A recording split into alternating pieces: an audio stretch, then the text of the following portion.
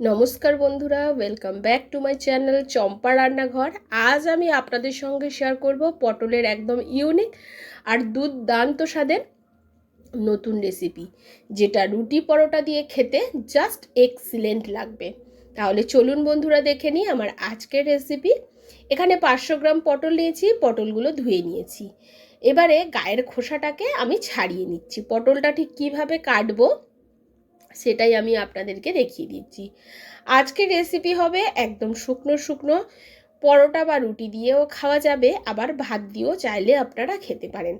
সামনেই আসছে নীলষষ্ঠী, যারা রুটি পরোটা খান তারা কিন্তু অবশ্যই এইভাবে আলু পটলের তরকারিটা করে খেয়ে দেখতে পারেন।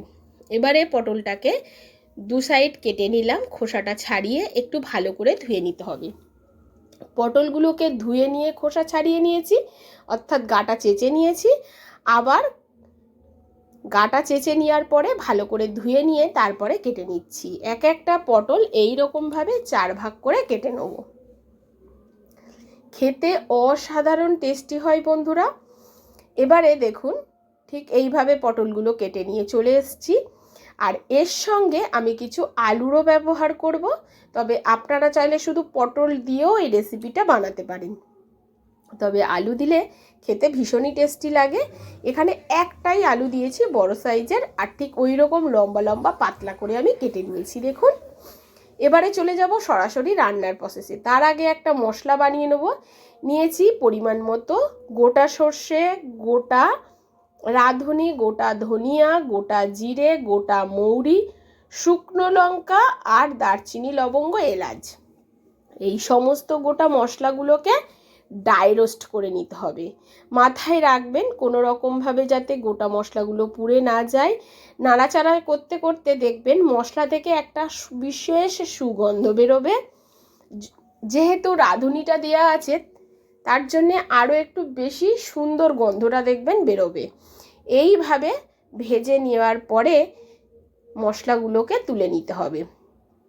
কিছুক্ষণ পরে দেখবেন মশলাগুলোর কালারটা একটু চেঞ্জ হয়েছে, আবার সুগন্ধও বেরোচ্ছে। তার মানে এখন আমাদের মশলাটা একেবারে রেডি হয়ে গেছে। এবার এটাকে অন্য পাত্রে আমি তুলে রেখে দেব। সামনে দিয়ে দেখিয়ে দিলাম। আপনারা ভাবতে পারেন সর্ষে দেওয়া আছে তার মানে কি দিতে হবে, একদমই না বন্ধুরা। মশলাটাকে তুলে নিয়ে সেই কড়াই আবারও দিয়ে দিলাম সর্ষের তেল। পরিমাণ মতো সর্ষের তেল দিলাম। সর্ষের তেলের মধ্যে খানিকটা দিয়ে দিলাম লবণ।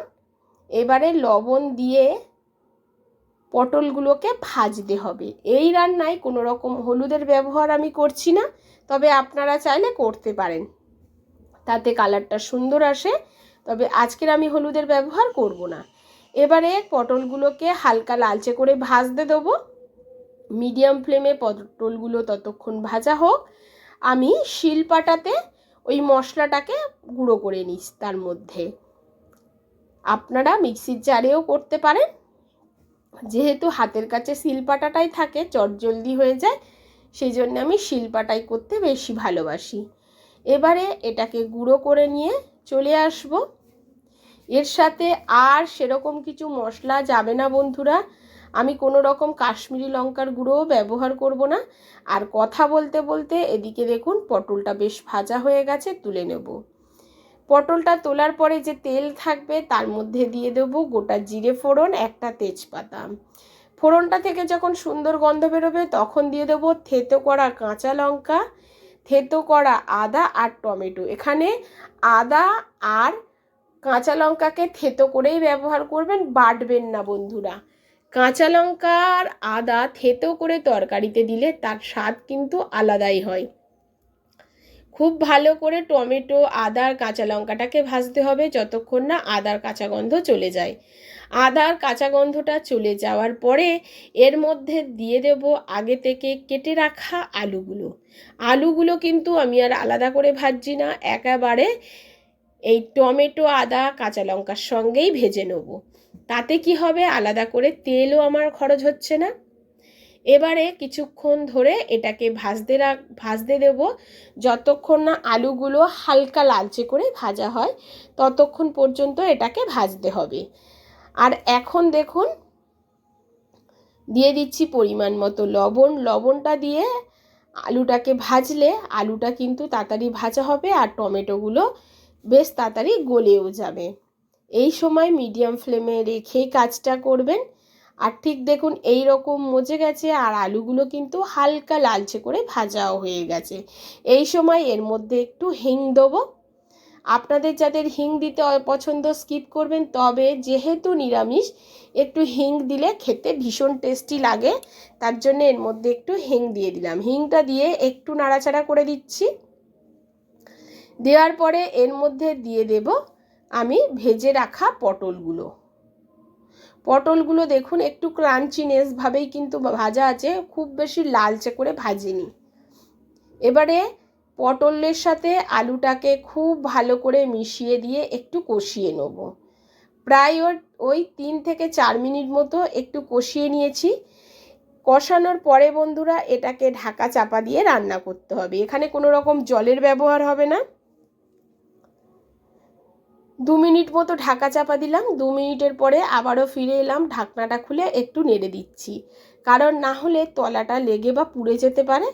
তার জন্যে একটু নেড়ে দিয়ে আবারও এটাকে কিছুক্ষণের জন্য ঢাকা চাপা দিয়ে রাখবো। এতে আলু আর পটলটা সুসিদ্ধ হবে আর তরকারিটা একটু শুকনো শুকনো হবে। এই রকম তরকারি, পটলের তরকারি শুকনো শুকনো একবার অন্তত রান্না করে দেখবেন বন্ধুরা। প্লিজ বন্ধুরা আমার এই ছোট্ট চ্যানেলে আমার পাশে থাকবেন আর আমার সাথে থাকবেন।